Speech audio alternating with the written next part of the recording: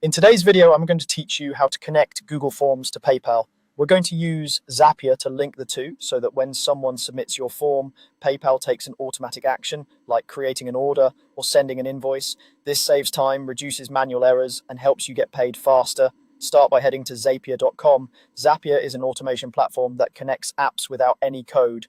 Once you're in, create a new Zap. A Zap is simply a workflow with a trigger and an action. Give it a clear name so you can find it later. Next, set up the trigger. Choose trigger, then search for Google Forms and select it.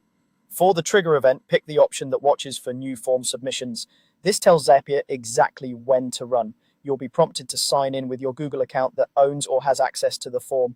Approve the connection, then select the specific form you want to use.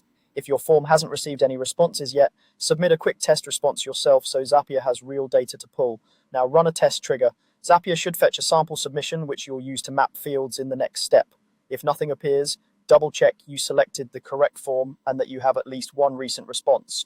With the trigger tested, move on to the action. Click action, search for PayPal, and select it.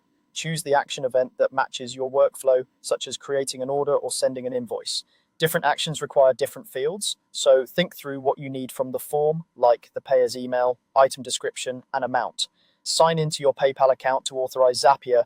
If you use a business or sandbox account, make sure you connect the correct one and confirm your currency and country settings.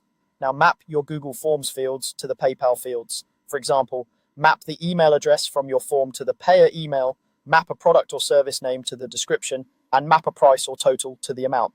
If your form collects quantities, consider how that affects the final amount and ensure formatting is clean, no currency symbols if the field expects a number. Add a note or reference so you can recognize these transactions later in PayPal. Finally, test the action. Zapier will send a sample to PayPal using your mapped fields so you can verify everything looks right.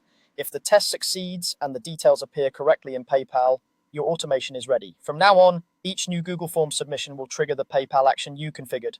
That's it. Your form and payments are connected and working together automatically.